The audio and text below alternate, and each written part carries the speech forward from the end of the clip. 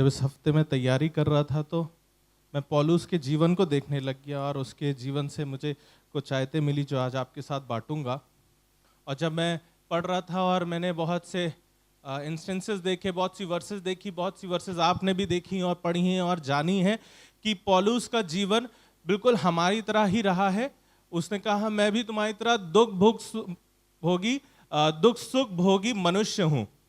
जैसे आप अपनी लाइफ में सफर कर रहे हैं, जैसे आप अपनी लाइफ में एंजॉय भी कर रहे हैं, वैसी he also has his good times and bad times. वो भी अपने जीवन में अच्छे दिन भी देख रहा है जो कि एक अच्छी पोस्ट के हैं, और साथ ही ताड़ना वाले जीवन के दिन भी देख रहा है जो उसको फेस करने पड़ रहे हैं। और स्पेशली मैं इस चीज़ को समझने लग गया, स्पेशली ये ताड़ना वाले टाइम या स्ट्रगल वाले टाइम या डिफ़िकल्ट टाइम उसके पास तब आए जब वो परमेश्वर की हुजूरी में और ज़्यादा आ गया था। जब वो परमेश्वर के काम को करने लग गया तो उसके सामने और स्ट्रगल आने लग गए, और ज़्यादा दिक्कतें, और ज़्यादा ऑपोजिशन, और ज़्यादा परेशानियां आने लग गई। और आपने कई बार सुना भी है पौलुस के बारे में कि पौलुस के साथ इस बार ये हो गया, इस बार ये हो गया, इस बार वो हो गया। लेकिन उसने क्या कहा? मैं अपनी दौड़ को दौड़ता चला जाता हूं। निशाने की ओर वो अपनी दौड़ को दौड़ते चला जा रहा है। और उस दौड़ में, मेरी और आपकी भी दौड़ में, ऐसे ही कई बार कठिन समय आते रहते हैं। और मैं आपको बताऊं, हमारी तो कठिनाइयां कुछ नहीं है। जब पॉल के बारे में आप पढ़ेंगे, पौलुस के बारे में पढ़ेंगे, उसकी कठिनाइयों का तो एक अनदर लेवल था। या आप कह लीजिए कि भाई वो टाइम बहुत डिफिकल्ट था कि यूएनओ नहीं था, है ना, ये क्या कहते हैं, यूनिसेफ वाले नहीं थे, कोई भी क्या कहते हैं ह्यूमैनिटी नहीं थे, तो कुछ भी कहीं भी किसी चीज की भी सजा दी जा सकती थी। बिल्कुल बारबेरियन लोग थे, किसी भी तरीके से आप किसी को भी पनिशमेंट दे सकते थे, इसलिए बहुत डिफिकल्ट टाइम था। लेकिन आपकी भी डिफिकल्टी आपके जीवन में कहीं ना कहीं उसी लेवल की आपको कई बार फेस होती होगी। यस, कहीं ना कहीं आपने भी उन डिफिकल्ट टाइम्स को फेस करा होगा जब आप भी बिल्कुल निराश हो गए होंगे, और जब आप भी अपने लिए कह रहे होंगे कि क्या कोई है जो हमको सच में समझ सके, क्या कोई है जो हमारी कोई सच में मदद कर सके। मेरे साथ निकाल लीजिए 2 कुरिन्थियों, 2 कुरिन्थियंस, उसकी 7th चैप्टर और 5th वर्स। पौलुस मैसेडोनिया आया है प्रचार करने के लिए, और प्रचार करने के लिए इस नई जगह आया है। और यहां आकर के उसके स्टेटमेंट इतना खतरनाक है कि आप पढ़ेंगे तो शायद आपको लगेगा यार ये तो मेरी बात कर रहा है। जब से मैं इस जॉब में आया हूं, जब से मैं इस घर में आया हूं, जब से मैंने अपने टीनेज को छोड़ा है, जब से मैंने अपने कॉलेज को छोड़ा है, कहीं चैन ही नहीं मिल रहा है, कहीं आराम ही नहीं मिल रहा है, कहीं से ऐसा ही नहीं लग रहा है कि कोई दिन रिलैक्स हो रहा है, कोई दिन आराम से जा रहा है। जी हाँ, यहां पर लिखा हुआ है 2 कुरिन्थियों 7वां अध्याय और उसकी 5वीं आयत में, क्योंकि जब हम मैकेडोनिया में आए तब भी हमारे शरीर को चैन नहीं मिला। माइंड यू, पौलुस अपनी मर्जी यहां पूरी नहीं कर रहा। हम तो कई बार अपनी मर्जी को पूरा करते हैं, तब हम इन चीजों को लेते हैं, इन जॉब को लेते हैं, इन चीजों जगहों पे जाते हैं, या वो चीज खाते हैं, या ये चीज करते हैं, अपनी मर्जी को करते हैं और हमारे को चैन नहीं मिलता। यहां तो पौलुस परमेश्वर का काम कर रहा है और यहां पर लिखा है तब भी हमारे शरीर को चैन नहीं मिला, परंतु हम चारों ओर से कलेश पाते हैं। चारों ओर से कलेश पाते। शानू भैया एक बात बड़ी अक्सर अपने मैसेज में बोलते हैं कि जब मुसीबत आती है तो एक तरफा नहीं आती है ना, एक तरफा नहीं आती। तो आपको लगता है कि अरे यार ये अभी पैसा यहां कम हुआ था, अभी स्कूल से आ गई नोटिस कि ये पैसा भेजो, अभी ये चीज हुई थी और अभी देखो उनको बुखार आ गया। अभी चारों ओर से, एंड आई एम श्योर ये वर्ष सबने कहीं ना कहीं अपने जीवन में फेस करी है पौलुस की तरह। मुझे नहीं लगता कि कोई भी ऐसा यहां पर होगा जो कहेगा कि नहीं नहीं हमारी तो लाइफ सही चल रही है, खुदा के फजल से ऐसा कोई स्ट्रगल नहीं। आज नहीं है लेकिन हुआ होगा, I am sure about it.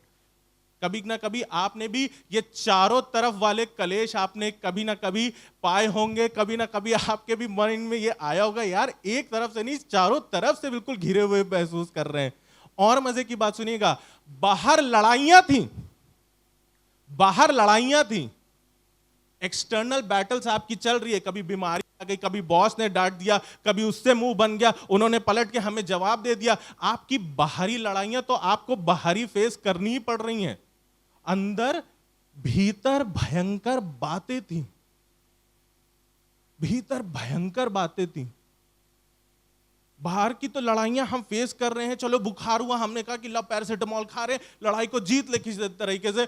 पैसे की कमी हुई है, ला हम अपने अंकल को फोन करते हैं, उनसे पैसे मांग लिए। अपनी बैटल्स को, एक्सटर्नल बैटल्स को आप किसी तरीके से लड़ रहे हैं, उन चीजों को आप पूरा करने की कोशिश कर रहे हैं, उन बैटल्स को जीतने की कोशिश कर रहे हैं, लेकिन भीतर भयंकर बातों का क्या हल है?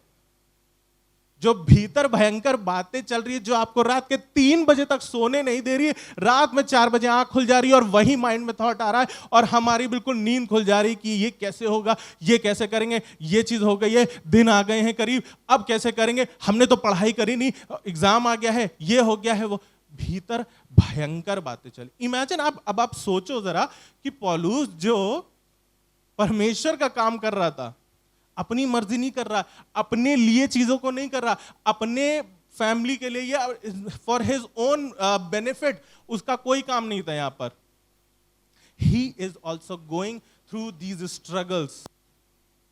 इंग्लिश में लिखा है every without fightings within were fears. मन में डर बैठा हुआ है कि कल सुबह उठेंगे, कल जब जाना होगा तो उनको हम कैसे फेस करेंगे, जब वहां पर हम उठेंगे, जब पहुंचेंगे तब क्या होगा, तब वहां पर जाएंगे तो वो उन्होंने पूछ लिया तो हम क्या जवाब देंगे। बाहर भी लड़ाइयां हैं, भीतर भयंकर बातें चल रही हैं। And I am sure, and I am dead sure about this कि ये बाहर की लड़ाइयां और भीतर के भय हर किसी ने यहां बैठे हुए महसूस करा है।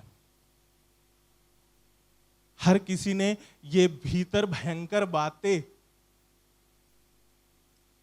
झेली हैं, जिसने आपकी रातों की नींद उड़ा दी है, या रात में आंख खोल दी है, या दिन में बीपी बढ़ा दिया है। ये भीतर भयंकर बातें ऐसी होती हैं जो आपकी शांति को खींच लेना चाहती हैं, जो आपको हर समय फंसा करके रखना चाहती हैं, आपको हर समय अपनी बातों में उलझा करके रखना चाहती हैं। लेकिन मालूम है, मैं आज आपको ये प्रचार नहीं करने वाला हूं कि आपके पास ये बातें बनी रहेंगी, लेकिन मैं आज आपके सामने अपना मैसेज रखना चाहता हूं जो परमेश्वर ने मुझे दिया है, हाउ टू गेन पीस। उस शांति को अपने जीवन में कैसे पाएं। हालेलुया।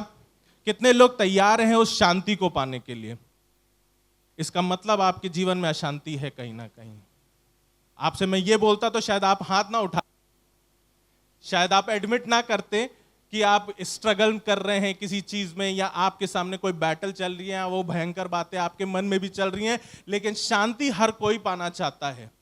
आपका लेवल अलग हो सकता है, कम ज्यादा, बीच में, मीडियोकर लेवल, झेलने लायक या झेलने से बाहर, सब तरीके के, सबके अपने अपने पर्सनल बैटल्स का अपना अपना लेवल हो सकता है, उन भयंकर बातों का अपना अपना लेवल हो सकता है। लेकिन आज परमेश्वर आपको वचन के द्वारा शांति देने वाला है।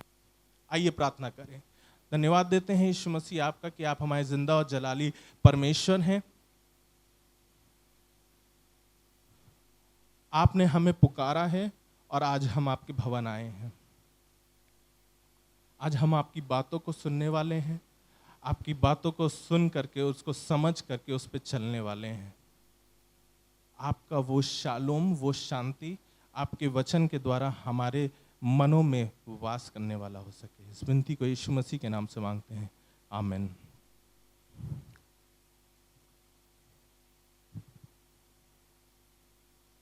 एक्ट्स ऑफ अपोस्टल्स निकालें मेरे साथ, प्रेरितों के काम में चलेंगे। मैंने आपको बताया मेरे आज के मैसेज का टाइटल है हाउ टू गेन पीस। इन सारे वाद विवादों के बीच में, इन सारे स्ट्रगल्स के बीच में, इन भयंकर बातों के बीच में शांति हर किसी को चाहिए।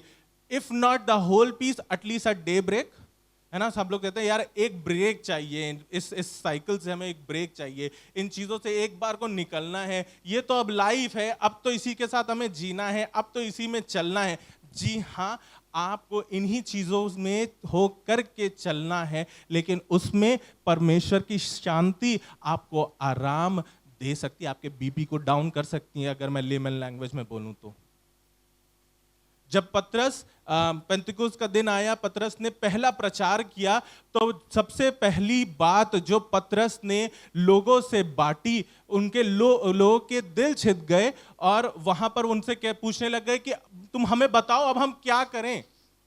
उनके दिल छिदे हुए थे, उनको रियलाइज हो गया कि वो क्या कहते हैं, they are not up to the mark, they are not doing what they should be doing, या कह लीजिए कि उनके जीवन में भी शांति नहीं थी। मैं आज आपको 3 चीजें बताने वाला हूं शांति को अपने जीवन में बढ़ाने के लिए। आप सब मसीही हैं, आप सबको मालूम है, अगर मैं बोलूं शालोम का मतलब क्या है, सबको मालूम है कि शांति का राजकुमार, या शालोम यहोवा का एक नाम था जिसका मतलब होता है पीस। तो आप लोग आधी बातें जानते हो ऑलरेडी, लेकिन कई बार इन आधी ज्यादा बातों को जानने के बावजूद भी कई बार चीजें इतनी हमारे अंदर हो चुकी होती हैं कि हम उनको रियलाइज नहीं करते कि ये भी एक हमारी रोजमर्रा के जीवन में ये चीज हमारे लिए जरूरी है। जी मेरे साथ निकाल लीजिए दूसरा अध्याय इसका, एक्ट्स का, प्रेरितों के काम, 2nd चैप्टर, उसकी 38 वर्स। और जब इन लोगों ने उसका प्रचार सुना, जब लोगों ने उसका प्रचार सुना, पतरस का प्रचार सुना, तो उसके पूछने लग गए कि अब हम क्या करें। पतरस ने उनसे कहा, मन फिराओ, मन फिराओ और तुम में से हर एक अपने पापों की क्षमा के लिए यीशु मसीह के नाम से बपतिस्मा ले, तो तुम पवित्र आत्मा का दान पाओगे। The first thing what we need to do to gain peace is to repent. सबसे पहली चीज, अगर आपको वो शांति चाहिए, आप इसकी ऊपर वाली वर्स अगर आप पढ़ना चाहेंगे, आप पढ़ेंगे तो उसमें लिखा हुआ है कि उनके मन छिद गए। देवर, इंग्लिश में देवर प्रिग्ड। चीजें अच्छी नहीं लग रही, मन से अच्छी नहीं लग रही है उनको। The very first thing Peter told them कि सबसे पहली चीज क्या करना है, पश्चाताप, रिपेंट, सबसे पहली चीज। और हमें लगता है कि हम तो मसीह, हम तो जीवन में चल रहे हैं, हम तो प्रार्थना दुआ करते हैं, हमें क्या करने की जरूरत है, हमने तो आज ऐसा कुछ करा नहीं। कई बार हमारे सामने रिपेंट की एक मतलब ये बन जाता है कि अगर हमने कोई गुनाह करा है तभी हम उसकी माफी मांगेंगे, और गुनाह की डेफिनेशन हमारे सबके लिए अपने अपने लेवल की होती है। हमको कई बार लगता है मर्डर, लस्ट, रेप और चोरी, ये बड़े बड़े ही कांड हमारे सिर्फ गुनाह होते हैं। लेकिन मैं इसके बारे में स्टडी करने लग गया और तब मैंने नोटिस करने लग गया, तो पौलुस की तरह मैंने भी इस चीज को पहचाना कि मैं सबसे बड़े गुनाहगार हूं। I am the biggest Sinner and I believe, मैं आपको इस चीज के लिए प्रूव कर सकता हूं। अगर आप अपने मन में ये बात कह रहे हैं कि नहीं नहीं हमने नहीं कुछ पाप किया, या हम पापी नहीं है, या हम नहीं भैया हमें काहे का पश्चाताप, हम तो अच्छा से चल रहे हैं सब कुछ, मैं आपको ऐसी ऐसी बातें, ऐसी ऐसी वर्सेस कोट कर सकता हूं जब आप खुद घुटनों पे आने में मजबूर हो जाएंगे, घुटनों में आने मजबूर हो जाएंगे। I want to tell you, repentance is not just one day thing but it is every day thing. जाने अनजाने में कई बार हमारे से ऐसे पाप हो जाते हैं जो हम रियलाइज भी नहीं करते कि ये पाप है। अभी मैं आपको एक्सप्लेन भी करूंगा ये बात कि कैसे इस बात को मैं प्रूव कर रहा हूं आपको। ये हमारी एक्चुअली सोसाइटी ऐसी है, हमारा उठना बैठना ऐसा है, हमारे साथ चीजें ऐसी हैं कि हम रियलाइज भी नहीं करते कि अच्छा ये चीज गलत है, ये खुदा की नजरों में गलत है, and you are following short of this. आपको कई बार रियलाइज भी नहीं होता है। That is why repentance is for every day, पश्चाताप हर दिन के लिए है। It is not only just for one day या एक महीने, या आपने जब मसीह को ग्रहण किया तब आपने अंगीकार किया था और उसके बाद से आप ऐसे ही चल रहे हैं, but repentance is for every day, हर दिन के लिए रिपेंटेंस जरूरी है। The very first thing Peter told them to do when their hearts were pricked, कि तुम रिपेंट करो। जब उनके मन छिद गए थे तो उनको सबसे पहली चीज बताई थी कि रिपेंट करो। रिपेंट का मतलब अब आप सबको मालूम है कि अपने अपने पश्चाताप तो वर्ड है, उसका मतलब ये हुआ कि वापस फिरना, अपने आप को चेंज करना, उन बातों को छोड़ देना, है ना, यही मतलब होता है ना। मैं देखने लग गया और मैंने जाना कि बाइबल में इतने डिफरेंट डिफरेंट तरीके की कैटेगरीज दी गई हैं पाप की कि आपको सुन के मजा आने लगेगी। जी हाँ, पापों के बारे में एक आपने सुना होगा इनिक्विटी। इनिक्विटी के बारे में बहुत बार मेंशन है, दाऊद ने मेंशन किया है अपने बारे में, इस चीजों के बारे में, और पूरे through out the Bible inequity word बहुत बार यूज हुआ है। इनिक्विटी का मतलब होता है जब आपका बिहेवियर, जब आपका व्यवहार सही नहीं है, बड़ा मतलब कि फेयर नहीं है, जस्टिफाइड नहीं है, जस्टिफाइड बिहेवियर आपका नहीं है, that is also a sin in the eyes of God. आपको कोई पैम्फलेट देने आया कि हमारे यहाँ ये है, फंक्शन है, और आपने लिया और उनका ऐसे मुंह पे फेंक दिया, हमको नहीं चाहिए तुम्हारा फंक्शन। भीख मांगने वाले, अरे हटो यार, हम भी ऐसे ही करते हैं, चलो हटो। Every time you show a crooked behaviour, it's a sin. मैं यही बोल रहा था, जाने अनजाने में हम इतने पाप रोज कर रहे हैं ना कि हम उसका लेखा नहीं रहता है हमारे पास। दूसरा होता है ट्रांसग्रेशन। ट्रांसग्रेशन का मतलब होता है किसी का ट्रस्ट तोड़ना। ये सुनो यार, हमारे साथ एक बहुत मेजर बात हो गई थी, हम तुम्हें बता रहे हैं, किसी और को बताना नहीं, ठीक है? अभी हम तुम्हें बता रहे हैं, किसी और को बताना नहीं, हम तुम्हें बता रहे हैं, तुम किसी और को बताना नहीं, है ना? बड़ी कॉमन सी बात है ना। हिंदी में अगर ट्रांसग्रेशन को समझे तो उसका मतलब होता है उल्लंघन करना किसी चीज का, किसी के बारे में, किसी की चीज के बारे में उल्लंघन कर। आपने उल्टे साइड पे रोड पे गाड़ी चलाई, उल्टे ट्रैफिक में कभी गाड़ी चलाई है? बिना हेलमेट के गाड़ी चलाई है? ये ट्रांसग्रेशन में आता है, उल्लंघन में आता है। अरे आप ही नहीं है, मैं भी बहुत बड़ा पापी, इसीलिए मैंने पहले ही बोल दिया था। मैंने भी उल्टे साइड पे गाड़ी चलाई है, बिना हेलमेट के गाड़ी चलाई है, पुलिस वाले को देख के भागे। उल्लंघन करना, रूल तो रूल ही है, रूल तो रूल ही है। तीसरा एक सबसे बड़ा जो आता है वो जो होता है सिन, जिसका हिब्रू वर्ड है खता, जिसका मतलब होता है मिसिंग द मार्क या failing to reach the mark, fail हो जाना। आप परमेश्वर की कोई एक बात को पूरा नहीं कर पाए। सुबह छुट्टी चाहिए थी, बॉस आज तबीयत खराब है, बहुत बुखार आ रहा है, जाना आपको था मैच देखने, झूठ बोल दिया। सुबह सुबह शुरू हो गई आपकी कहानी। I mean could be anything, it could be anything. Every day we are failing, every day we are failing. In fact पौलुस ने तो रोमियो की कलीसिया को बताया, यहाँ पर रोमियो 7 और उसकी 15वीं और 16वीं आयत में बताया गया है। Hamartia is the Jewish word, Hebrew word है हमार्तिया, जो यूज हुआ है, जो जिसका मतलब होता है फोर्स या पावर, कि we are slave to the power of sin. हर मनुष्य एक बंदी है पाप का, हर मनुष्य बंदी है पाप का। This is why we need to repent. और शायद ये ही कहीं एक स्टार्टिंग पॉइंट होता है कि हमारे अंदर वो पीस का पी भी एंटर नहीं कर पा रहा है। यही रीजन होता है कई बार कि हम रियलाइज नहीं करते हैं, हम ये छोटे छोटे पापों में ऐसे बड़े हुए और हमारे ये पाप अंदर ही अंदर पाइल्ड अप होते चले आ रहे हैं, पाइल्ड अप होते चले आ रहे हैं, और वो अशांति को हमारे अंदर बढ़ाते चले आ रहे हैं, वो चिंताओं को हमारे अंदर ऐसी बढ़ाते चले जा रहे हैं, और ऐसी डाउट्स को, ऐसी परेशानियों को, ऐसी भयंकर बातों को अंदर ही अंदर बढ़ाते चले जा रहे हैं। बहुत सी ऐसी कैटेगरीज है, मैं इनको गिला करके आपको गिल्टी नहीं फील कराना चाह रहा हूं। My whole sole point is this, we need to repent every day. मैं आपके ऊपर नहीं उंगली उठा रहा हूं, मैं किसी एक को नहीं बोल रहा हूं, हम सबको ये चीज करने की जरूरत है, हम सबको ये चीज करने की जरूरत है। सबसे पहली बात रिपेंट करना। Repentance is for every day, हर दिन के लिए पश्चाताप करना होता है, जाने अनजाने पापों के लिए। कई बार आप जान करके झूठ बोल देते, कई बार आप जान करके किसी को देख के मुंह बना लेते, कई बार जान करके आपने किसी की विश्वास को तोड़ दिया, उसके ट्रस्ट को तोड़ दिया, एनीथिंग इट कुड बी।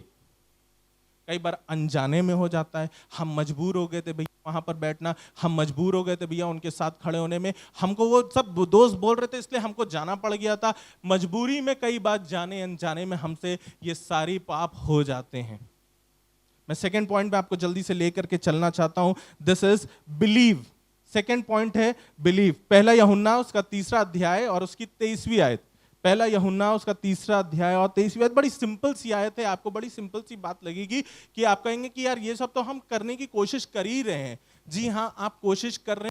कई बार कोशिश करते करते आप इतने कंप्लेसेंट हो जाते हैं कि आप शायद भूल जाते हैं। इसलिए खुदा ने मुझे याद दिलाया कि तुम्हें शांति चाहिए तो इन चीजों को वापस करने की कोशिश करो फिर से, और उनको और अच्छे से करो। और वही मैं आपके साथ बांट रहा हूं कि यहां पर लिखा हुआ है, and this is commandment to believe in the name of his son Jesus Christ and to love one another as he has commanded. 1 John 3:23, पहला यूहन्ना 3:23, कि उसके पुत्र पे विश्वास करिए, है ना, विश्वास करिए। मैं अगर आपसे बोलूं कितने लोग विश्वास नहीं करते तो कोई हाथ नहीं उठाएगा। यहां बैठा हुआ हर इंसान यीशु मसीह पे विश्वास करता है, लेकिन विश्वास की हमारी परख कई बार जब सिचुएशंस आती है, जब होनी होती है, तो हम उसमें कहीं ना कहीं फेल हो जाते हैं। आप ऐसे बोलोगे कि विश्वास हम करते हैं, हम मानते हैं, हम चलते हैं, हम तो देखिए चर्च में बैठे हुए हैं आपकी बात सुन रहे हैं, हम तो बाइबल भी पढ़ते हैं, हमारा विश्वास है, तभी तो हमारे सरनेम लगा हुआ है मसीह, हम तो विश्वासी हैं। लेकिन कई बार जब हमारे पास सिचुएशंस आती हैं, जब हमारे पास परेशानी है, और मालूम है मुसीबत वाली परेशानियों की मैं बात नहीं कर रहा हूं। अरे हमारा पूरा मोहल्ला इस चीज को मना रहा था तो हम चले गए उनके साथ, सुबह 5 बजे उठने, हमने कहा चलो आज उठ जाते हैं, चले जाएंगे, बाहर जाके खड़े हो जाएंगे। विश्वास की परख, विश्वास की परख।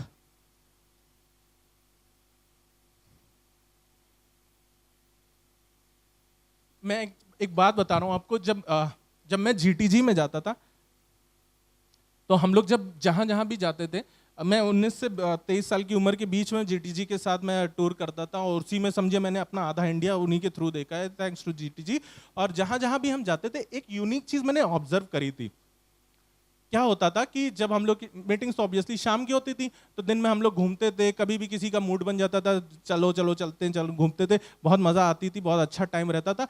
एक चीज मैंने बड़ी नोटिस करी थी, क्योंकि मैं उस समय बिल्कुल यंग था, यूथ था, तो मैंने उस चीज को बड़ा ऑब्जर्व करा कि हम लोग जब घूमने जाते थे तो सब भैया लोग शॉर्ट्स में जाते थे। हम चाहे झांसी जाए, चाहे चापा जाए, चाहे जयपुर जाए, चाहे नागपुर जाए, बड़ी सिटी हो चाहे छोटी सिटी हो, सब लोग जो मन करता था वो पहन करके जाते थे, शॉर्ट्स में जाते थे। ठीक है, अब आप सुनिएगा तब आप समझेंगे कि मैं बोलना क्या चाह रहा हूं।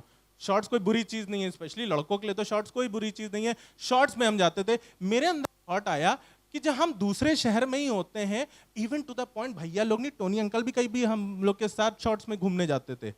मेरे अंदर थॉट आया कि जब हम लोग दूसरे शहर में हैं तभी हम लोग क्यों शॉर्ट्स में घूम रहे, अपने शहर में क्यों नहीं शॉर्ट्स में घूमते हैं। आई रियली डोंट थिंक कि आप में से किसी ने शानू भैया, रॉकी भैया किसी को शॉर्ट्स में ऐसे घूमते हुए देखा होगा। टोनी अंकल को देखा है?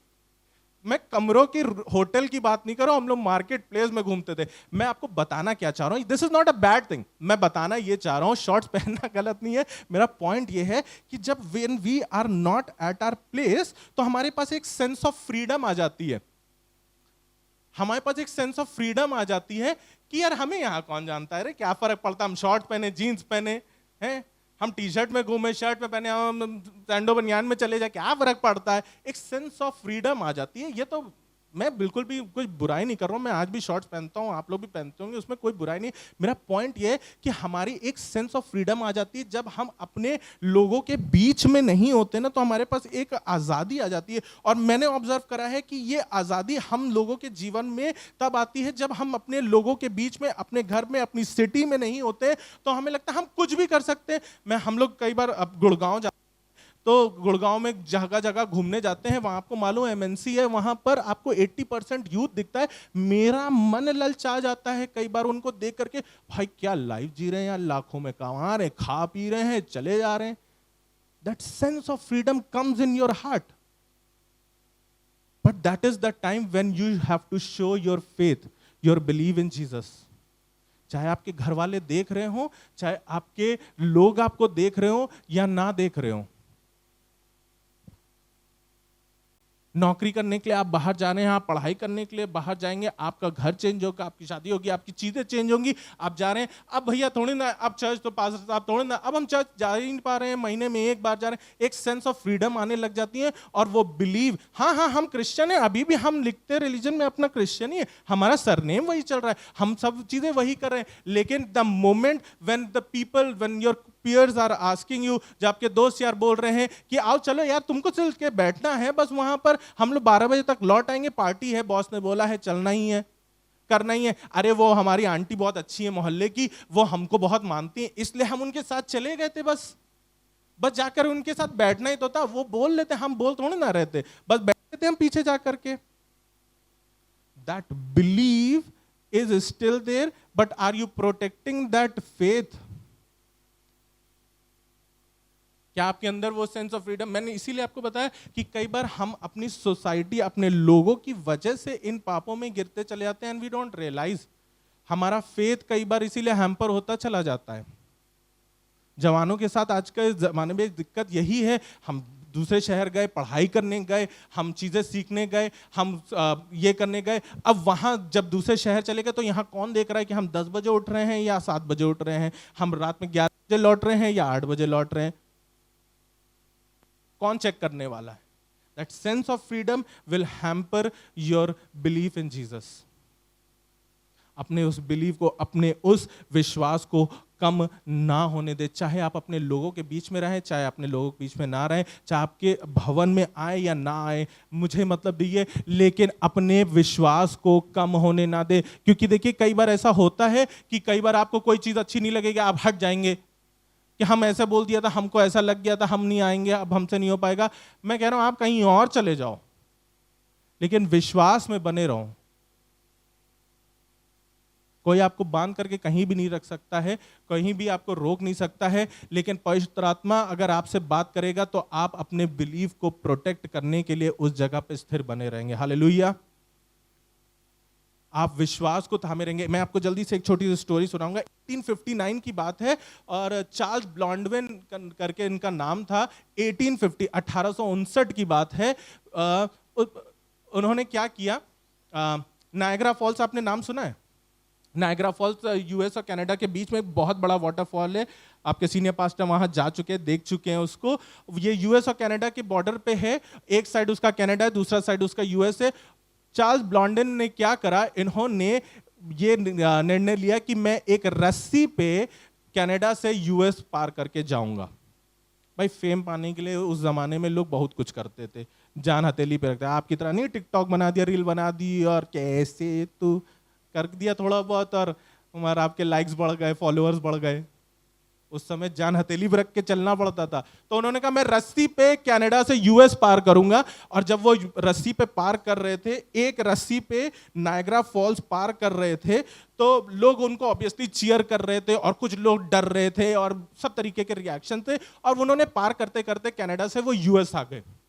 डिस्टेंस इतना भी छोटा नहीं है, आप इनसे पर्सनली पूछ लीजिएगा, ठीक है। उन्होंने एक रस्सी पे ये चीज पार कर ली। लोग भाई बहुत चीयर कर रहे हैं, yes Charles, come on Charles, wow Charles. तो उसने हाथ दिखाकर के लोग शांत कराया। जब शांत हो गए तो उसने बोला डू यू बिलीव मी? तो सब ऑब्वियसली चिल्लाने लगे, yes Charles we believe you, yes Charles we believe you are courageous, we believe you can do anything, yes Charles you can do it, you can do it. सब cheer करने लग गए। तो उसने फिर से शांत कराया। तो उसने कहा इफ यू बिलीव मी तो मैं अब अपने साथ एक जन को और लेकर के वापस कनाडा जाऊंगा यूएस से, उसी एक रस्सी के ऊपर। तो लोग और खुश हो गए, अरे भैया अब एक नहीं, अब तो दो दो कलाबाजी देखने को मिलेगी है। तो वो और मजे आ गए सबको। अब उसने फिर से शांत कराया और वो दूसरा जन आप में से कोई एक होगा। जैसे ही उसने बोला सन्नाटा हो गया। वे भाई हमें नहीं चाहिए इतना फेम, हमें नहीं जाना है यार वापस, हम क्या कनाडा जाएंगे, हम तो हैं यूएस के, हमको नहीं जाना ये कनाडा। सब शांत हो गए कि भाई एक रस्सी पे, भाई वो तो अकेला था, चला आया, पता नहीं उसकी घर में कोई था नहीं था, हमारे घर में तो बहुत कुछ पड़े हुए हैं यार, उनको देखभाल करनी है, हम नहीं रिस्क लेंगे। सब शांत हो गए।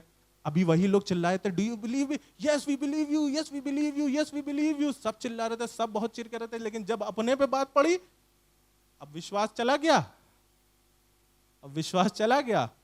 तो उसने एंड में क्या हुआ, उसके असिस्टेंट को ही लिया और उसने फिर से उसको अपने कंधे पे बैठा करके उसने पार किया और वो सेफली वहां पहुंच गया।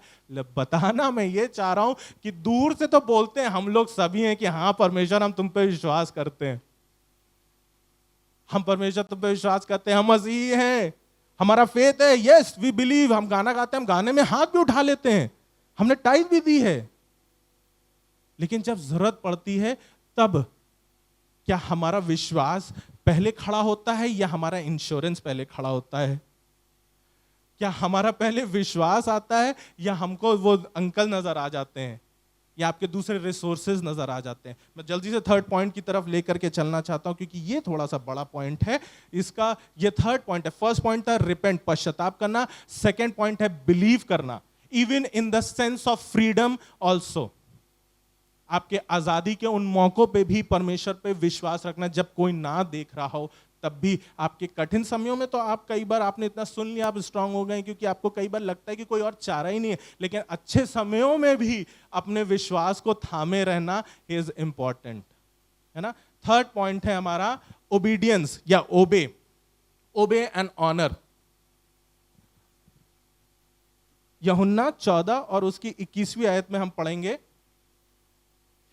ओबे करना, आज्ञा मानना या आज्ञाकारी बनना, यह आपके जीवन में शांति को ला सकता है ना। यीशु मसीह ने यहां पर बोला गया कि तुम अगर मेरी आज्ञा को मानोगे तो तुम मुझसे प्रेम करते हो। यीशु मसीह चाहता है कि आप उसकी आज्ञाओं को माने। अब आज्ञाएं क्या हैं? अगर मैं आपसे पर्सनली पूछूं तो आज्ञाएं क्या हैं, तो आप भी थोड़ा पजल्ड हो जाओगे क्योंकि ऐसी कोई डायरेक्ट आज्ञा यीशु मसीह ने नहीं दी। 10 कमांडमेंट्स आपके पास हैं, आप 10 कमांडमेंट्स को मानते हैं, उसको देखते हैं, बचपन से संडे स्कूल में बच्चों को सिखाया जाता है, हम सब ने पढ़ा, हम सब जानते हैं, लेकिन डायरेक्ट ऐसी कोई आज्ञा यीशु मसीह के द्वारा थी नहीं। तो मैं आपको बताना चाह रहा हूं कि आज्ञा का एक्चुअल में बिब्लिकल मतलब क्या होता है। यहां पर मिल गया हो तो देखिए लिखा है, यीशु ने उसको उत्तर दिया, यदि कोई मुझसे प्रेम रखता है तो वो मेरे वचन को मानेगा और मेरे पिता उससे प्रेम रखेगा। उसके वचन को मानना है। मैं आपको वचन में ही लेकर के चलना चाहता हूं। मेरे साथ निकालिए दूसरा राजा और उसका 4था अध्याय, और मैं आपको इस जगह लेके चलना चाहता हूं। शूनम नाम है इस जगह का, और यहां पर एक आज्ञाकारी स्त्री है। इसकी स्टोरी आपने शायद सुनी है। दूसरा राजा 4था अध्याय, यहां पर शूनम में, ये एक शूनम एक जैसे अपना मिडवे है, शूनम एक ऐसी जगह थी जो सिटीज को कनेक्ट करती थी और अक्सर प्रॉफिट्स आकर के यहां पर रुकते थे। और यहां पर अलीशा की बात हो रही है। अलीशा अक्सर यहां से पास होता था तो यहां इनके घर पे रुकता था और नाश्ता पानी करता था, फिर आगे अपनी जर्नी को बढ़ाता था। 4 और उसकी 10वीं है। तो यहां पर ये एक स्त्री है जिसको बोला शूनम वासी स्त्री के बारे में यहां पर जिक्र हो रहा है। और ये स्त्री ने देखा कि ये अलीशा हम लोग के घर में अक्सर आता है, तो क्यों ना, वो उसने बोला, अपने पति से बोला, तो हम भीत पर एक छोटी उपरौठी कोठरी बनाए। भीत मतलब छत पर, है ना। इंग्लिश में let us make a little chamber I pray thee on the wall and let us set apart from him there a bed. ये वॉल मतलब ये नहीं कि दीवार पे उसने खड़ा कर दिया, है ना। छत की बात हो रही है, नाइवी में पढ़ेंगे, एनकेजेवी में पढ़ेंगे, तो ये छत की बात हो रही है कि छत के ऊपर उसके लिए एक कमरा बनाया। अब क्यों बनाया वो मैं आपको समझाने की कोशिश करूंगा। ये स्टोरी आपने सुनी है, नहीं भी सुनी है तो अभी आपको धीरे से समझ में आ जाएगी। शूनम वासी एक स्त्री थी जिसके घर अलीशा आकर के अक्सर यहां पर नाश्ता पानी करता था और आगे जाता था। एंड देन इस शूनम वासी स्त्री को रियलाइज हुआ कि जब ये आता ही है तो क्यों ना let us honour the man of God, let us obey God and make him a room. क्यों ना उसके लिए एक कमरा बनाए ताकि वो जब चाहे तब वो आ करके यहां रहे, आराम करे और अपनी प्रार्थना करे, जो कुछ करना है, और आ करके यहां से मूव ऑन कर सके अपने लिए। My third point is obedience, obey. अब आपको मालूम है ये एक्चुअली बात क्या है कि द वर्ड ओबे, इसकी meaning over the time change हो गई। और बिब्लिकल मीनिंग अगर मैं आपको बताऊं तो बिब्लिकल मीनिंग सिर्फ ये नहीं कि आज्ञाओं को, वचनों को मानना है, लेकिन जब आप वचनों को मानेंगे ना तब आपके अंदर से परमेश्वर के लिए कार्य निकलेंगे। That is obedience in the eyes of God. इस शूनम वासी स्त्री ने अपने आप से इस मैन ऑफ गॉड अलीशा के लिए यहाँ पर एक कमरा बनवाया और यहाँ पर उसके एक कमरे बनवा करके कहा कि तुम इसमें आओ, यहाँ पर। जी हाँ, यहाँ पर लिखा हुआ है एक मेज, एक कुर्सी और एक दीवट रखे कि जब वे हमारे यहाँ आए तब उसी में टिका करे। मैं सोचने लग गया, क्या हमारे पास भी ऐसा इनविटेशन है खुदा के लिए कि खुदा जब चाहे हमारे यहाँ आकर के हमारे दिलों में, हमारे उन अशांत मनों के अंदर आके टिक सके? क्या हमने कोई ऐसी जगह बनाई है? Are we honouring God? या हमारे दिल सिर्फ उन कड़वे बीजों से भरे हुए हैं? क्या उन कड़वाहट से ही भरी हुई है, या उन पिछले डिसअपॉइंटमेंट से ही भरी हुई कि हमने कभी इस चीज को सोचा ही नहीं कि let's obey God and honour him with this thing, और let's obey God and let's do this thing for the work of God. परमेश्वर के लिए कार्य करना, परमेश्वर के कामों के लिए कार्य करना, यह आपकी ओबीडियंस में काउंट होता है, यह आपकी आज्ञाकारिता में ही काउंट होता है।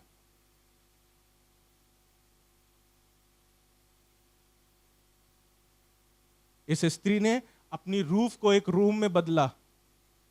क्या हमारे पास कोई ऐसी खाली जगह है जिसको हम अपने परमेश्वर के काम के लिए, क्या आपके पास कोई ऐसी चीज है जो आप परमेश्वर के लिए दे सकते हैं, अर्पण कर सकते हैं? हमारे पास कई बार ऐसे भी थॉट्स आते हैं कि अगर इस बार हम पास हो गए तो हम पक्का ये चीज करवा देंगे, इस बार हमारा इंक्रीमेंट हो गया तो हम पक्की ये देने लग जाएंगे, हम ये कर देंगे, हम वो कर देंगे। But you know what, your obedience is in when you don't have an ulterior motive. जब आपके पास कोई और दूसरा उद्देश्य या कोई और कंपैरिजन नहीं है परमेश्वर के लिए काम करने को, जब वो चीज आपके अंदर से आएगी, जब वो ओबीडियंस, वो ऑनर आपके अंदर से आएगा, तब आप परमेश्वर के लिए खुद से काम करेंगे। ये शूनेमवासी स्त्री के लिए वचन में कहीं भी नहीं लिखा कि अलीशा ने बोला, उसके पति ने बोला, उसको ये बोला, उसके मन में आया। बस शी जस्ट डिसाइडेड कि हम एक चीज करते हैं, परमेश्वर के जन के लिए एक कमरा बनाते हैं। मैं आपसे पूछना चाहता हूं, क्या आप अपने उस खालीपन को परमेश्वर के लिए देना चाहते हैं? क्या उस प्लेंटी को जो आपके पास है उसमें से आप परमेश्वर के लिए कुछ स्वेच्छा बलिदान देना चाहते हैं? सिर्फ मांगने पे नहीं, सिर्फ कंडीशन के साथ नहीं, लेकिन ऑनर करने के लिए, when you actually don't have any other motive behind it। जब आपके पास कोई ऐसा ऑल्टरेट मोटिव नहीं हो, तब उस समय के लिए भी, जब आप इसकी पूरी कहानी पढ़ेंगे, मैं पूरी कहानी में डिटेल में नहीं जा सकता, इसकी 16वीं आयत में पढ़ेंगे, तब क्या कहते हैं, आप यहां पर देखेंगे अलीशा ने उसको बुलवा के पूछा कि मैं तेरे लिए क्या कर दूं। यहां पर लिखा हो, क्या मैं तेरे लिए क्या कर दूं? तो उसने कहा कि मुझे कुछ नहीं चाहिए, मैं तो अपने आराम से बढ़िया यहाँ रह रही हूँ। 16वीं आयत में यहाँ लिखा, फिर उसके बाद इनफैक्ट जब अलीशा ने इंसिस्ट करके बोला, उसने कहा कि अगले साल इसी समय तो अपने पाँव में एक बच्चा लियोगी। शी वॉज चाइल्डलेस वुमेन, उसके पास बच्चा नहीं था। ध्यान से सुनिएगा, उसके पास बच्चा नहीं था, उसके पास जरूरत थी, लेकिन उस जरूरत को भी उसने असाइड रख करके परमेश्वर के काम को पहले दर्जा दिया और काम किया। हम सिर्फ जब बुलाते हैं, जब तक फोन करते हैं, जब मैसेज करते हैं, तभी कई बार लोग आ पाते हैं। कई बार हमने ग्रुप में मैसेज डाल दिया, लेकिन तब भी कितने लोग में प्रैक्टिस के लिए टर्न अप हुए।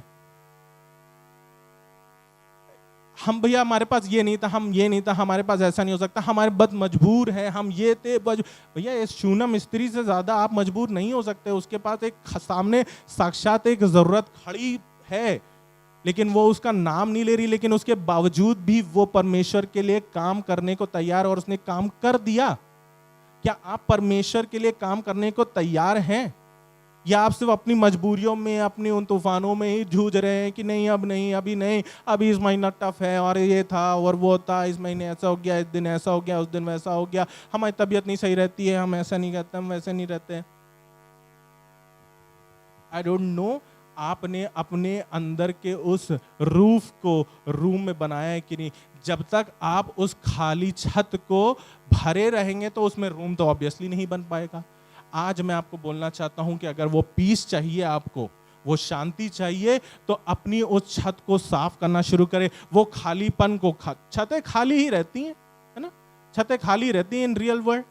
उन खालीपन को साफ करना शुरू करें। उसमें आपने बिटरनेस को भर लिया, डिसअपॉइंटमेंट को भर लिया है, उसमें सब चीजों को। 16वीं आयत में क्या लिखा, इसको पढ़ दे, 16वीं आयत देखिएगा, आपको अच्छा लगेगा कि इसका स्टेटमेंट क्या है। The man of God is saying कि अगले साल इसी समय तेरे पास एक बच्चा होगा, और यहां पर लिखा हुआ है 16वीं आयत में जी। हाँ हाँ हाँ।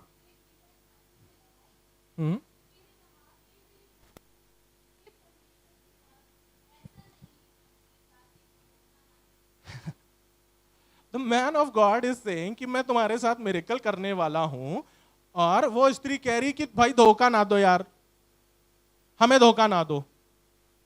अब यहां पर क्या प्रूव होता है? यहां पर क्या प्रूव होता है, आप बताओ मेरे को।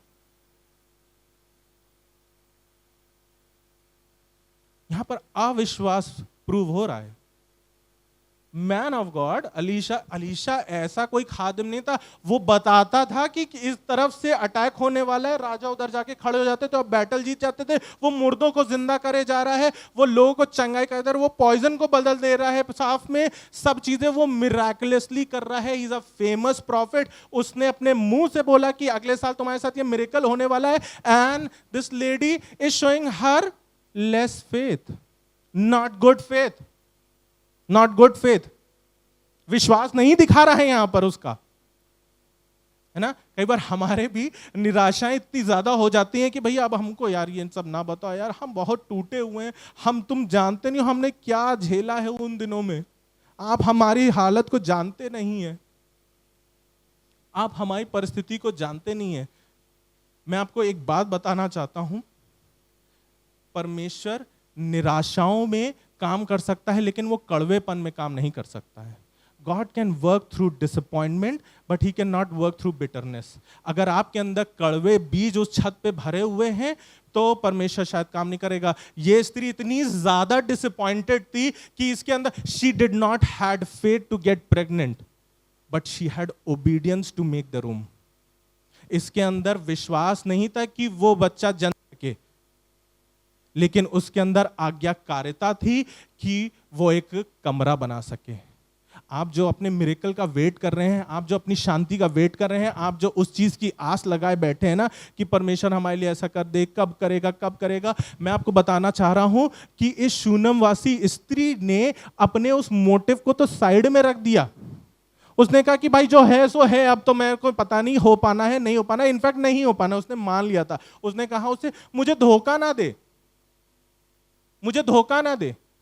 उसके पास विश्वास नहीं है, लेकिन उसके पास आज्ञाकारिता है। आपकी आज्ञाकारिता आपके जीवन में मिरेकल्स को पैदा कर सकती है। Hallelujah, hallelujah.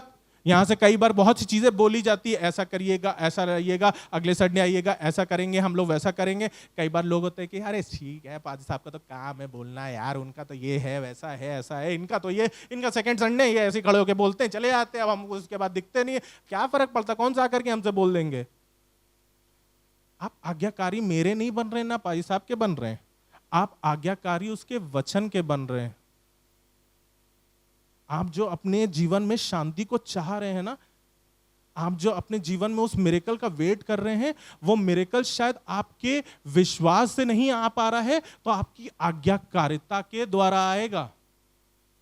शायद आप अपने जीवन में आज्ञाकारी नहीं बन पा रहे उसके वचन के प्रति, आप उसके सामने नहीं आने पा रहे हैं, आप उसके सामने बातों को रख तो रहे हैं, लेकिन वो बातें पूरी नहीं हो पा रही हैं, क्योंकि आप परमेश्वर के काम के लिए अपने आप को दे ही नहीं पा रहे हैं। पहले आपने कंडीशन रख दी कि भैया पहले हमारी इतनी सैलरी तो हो जाए, फिर उसके बाद हम टाइप देंगे, अभी तो ऐसे हो जाता, अभी वैसे हो जाता, हम पहले हमको इतना, हमारे यहाँ से एक रोडवेज बस चलवा दीजिए तो हम देखिए हर संडे आएंगे, हमारे यहाँ से ऐसा हो जाएगा तो हम रोड बनवा दीजिए बस आप, तब देखिए हम 3 बार आएंगे हफ्ते में चर्च। ये कंडीशन, ये हालात, ये परेशानियां, ये सारी दिक्कतें जीवन भर चलती रहेंगी। But have you make room on your roof? इस शूनेम स्त्री ने अपने उस रूफ पे, उस खालीपन में, उस वॉइड में भी, उस निराशा में, दिस इज सो स्ट्रांग। मैं आपको सच बताना चाहता हूँ, खुदा ने जब मुझे बताया, मैं खुद इस चीज के लिए इतना एक्साइटेड हो गया कि कई बार हमारा फेथ हमारे लिए मिरेकल नहीं पैदा कर पाता, लेकिन हमारी आज्ञाकारिता हमारे लिए मिरेकल कर देती है। इस स्त्री के पास विश्वास नहीं था, उसने साफ मुंह पे बोल दिया कि मुझे धोखा ना दे, फालतू बातें ना बनाओ, या तुमको रहने को दिया है, चुपचाप रहो और जाओ, इतना कर रहे हैं तुम्हारे लिए। She bluntly denied on Elisha's face because उसके पास कोई अल्टीरियर मोटिव नहीं था, क्योंकि उसके पास होप ही नहीं थी कि वो बच्चा जन सके। उसके पास कोई आशा ही नहीं थी, उसने उम्मीद ही छोड़ दी थी। मैं हर उस इंसान से बोलना चाहता हूं आज जिसने अपने जीवन में उम्मीद को छोड़ दिया है, जब आपको लग रहा है कि अब आपकी बॉडी में वो क्षमता नहीं रही, आपके हाथ में, आपकी सराउंडिंग में वो चीजों की क्षमता ही नहीं रही, वो स्कोप ही नहीं रहा, बोलते ना स्कोप ही नहीं है भैया अब तो हमारे जीवन में कुछ। Become obedient to God, to his word, to his work. 12वीं आयत में आप देखेंगे अलीशा ने कहा कि गहेजी उसका सर्वेंट था, उससे कहा कि जाओ उस शूनेमवासी स्त्री को बुला के लाओ। तब उसने उससे ये सब बोला कि तो अगले महीने, अगले साल ऐसा ऐसा होगी। क्या, सॉरी, 12वीं आयत में ये बोला कि क्या तुझे चाहिए, मैं तेरे लिए क्या राजा से बात कर लूं, ये वो। तो उसने कहा नहीं नहीं, मुझे कुछ नहीं चाहिए, मेरे पास कोई ऐसा मोटिव नहीं है, मुझे कुछ भी नहीं चाहिए, I am very well to do. और इनफैक्ट इस चैप्टर की स्टार्टिंग आप देखोगे, धनी स्त्री लिखा गया, she had everything, she had everything. उसको बोला और फिर वो वापस चली गई, नहीं नहीं हमको कुछ नहीं चाहिए, तुम मत परेशान हो, हमारे पास सब कुछ है। उसने कुछ नहीं बताया कि मेरे पास संतान नहीं, मुझे संतान चाहिए, या ये चाहिए वो चाहिए। बट नाउ लिसन अप, पहली बार में एलीशा ने बुलाया, उसकी बात गहेजी से हुई, गहेजी ने बताया and she walked off. But second time जब एलीशा ने बुलाया तो एलीशा ने उसको डायरेक्ट ये बात क्लेम करी। आई वंडर किसी को आज परमेश्वर बुला रहा है। अभी तक आप शायद किसी की बात सुन करके आ रहे थे, किसी की बात मान करके चल रहे थे, किसी सरमन को आपने सुना था, इसलिए आपने क्या कहते हैं विश्वास को ग्रहण किया था। जब आप मसीह बने थे, तब आपने बढ़े थे, आप आई वंडर आप भाई साहब की बात सुन के सिर्फ चर्च आते हो, लेकिन आज परमेश्वर की आवाज आपको वापस बुला रही है। आज अलीशा की आवाज आपको बोल रही है कि अगले साल इसी समय तुम जो आज मान के भी नहीं चल रहे हो वो तुम्हारे साथ होने वाला है। हालेलुया। जो चीजें तुमको दिख भी नहीं रही हैं, जो तुमको इम्पॉसिबल लग रही हैं, वो तुम्हारे साथ आने वाली हैं। हालेलुया। जो चीजें आप सोच भी नहीं रहे हैं, जिसकी आपने उम्मीद भी छोड़ दी है, if you stay obedient God will call you again. If you stay obedient. आखिरी वर्ष में मैं आपको लेके चलना चाहता हूं यूहन्ना में, और उसकी 14वें अध्याय की 27वीं आयत में। यहां पर यूहन्ना की किताब में यीशु मसीह कहने लग गया, मैं आपको सिर्फ इन कठिन चीजों के साथ ही नहीं एंड करना छोड़ना चाहता हूं, लेकिन मैं आपको उस शांति के साथ ही एंड करना चाहता हूं, ताकि आप उस शांति को ही लेकर के जाने वाले हो सके। मुझे मालूम है बहुत से लोगों ने आज जब इस वचन को सुना है, उनके मन भी छिदे हैं, उनके मन भी प्रिक्ड हुए हैं, उनको भी ये चीज लगी है। मैं आप ही की बात कर रहा हूं, मैं किसी और की बात नहीं कर रहा हूं। जो इस वचन को सुन रहे हैं, मैं उन्हीं की बात कर रहा हूं, क्योंकि परमेश्वर मुझे बता रहा है कि आज मैं मनों को छेद रहा हूं, क्योंकि बहुत से लोग हैं जो निराशा में ही रह रहे हैं। उन्होंने होप ही छोड़ दी कि कुछ अब बेटर होने वाला है। बाहर की लड़ाइयां और भयंकर बातें भीतर वही चल रही हैं।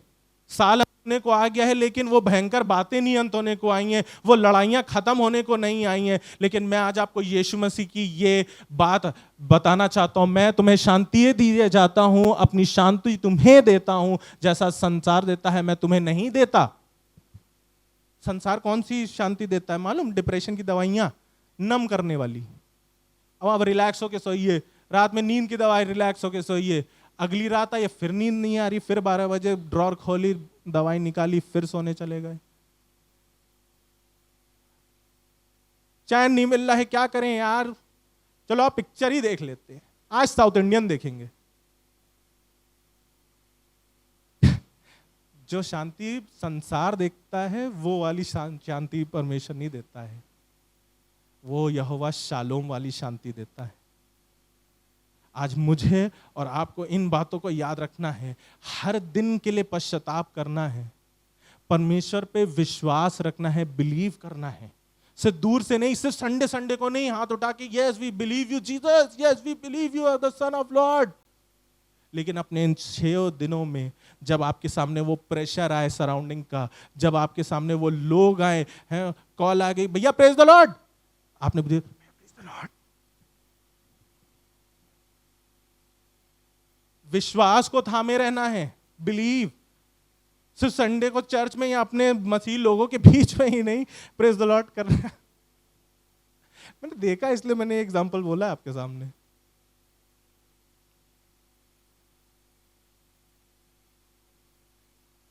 Third, obedience. इस स्त्री के पास मोटिव था, लेकिन उसने आउट ऑफ ओबीडियंस उस मोटिव को रखा नहीं, लेकिन परमेश्वर के लिए ओबीडियंस दिखाई और उस कमरे को बनवाया। आज आपके पास क्या खाली जगह है? क्या आपके पास पैसा है? क्या आपके पास समय है? क्या आपके पास शक्ति है, ताकत है? मुझे नहीं पता आपके पास क्या चीज प्लेंटी में खुदा ने आपको ब्लेस करा है। Out of obedience, out of honour, खुदा के लिए रख दे, बनवा दे, and you will see, you will start to get. ये तीनों पॉइंट आप करने लग जाओगे कल से। मैं नहीं कह रहा हूं चुटकी बजा करके आपके सारे थॉट्स दूर हो जाएंगे। All these 3 points is a process. ये सारे के सारे प्रोसेस हैं, आप करके देखो और आपके अंदर वो शांति आएगी, क्योंकि परमेश्वर का वचन सच्चा है। आमीन, आमीन। उसका वचन सच्चा है। मैं तुम्हें नहीं देता तुम्हारा मन ना घबराए और ना डरे। The Prince of peace is with us. Let us not be afraid. Let us not be afraid. The Prince of Peace is here. आइए अपने आप को परमेश्वर के सामने, उसकी वेदी के सामने रखें और अपने आप का अंगीकार करें कि परमेश्वर, उन भयंकर बातों से मुझे बाहर निकलना है, उन लड़ाइयों को मुझे खत्म करना है, उन डरों को मुझे अपने जीवन से हटाना है, उन चीजों को दूर करना है। मुझे वो शांति चाहिए अपने घर में, मुझे वो चीजें चाहिए। When God will call you again, He will give you the desire of your heart. Alisha ने दोबारा उसको बुलवाया। God is calling someone again. God is calling someone again. God is reminding someone again.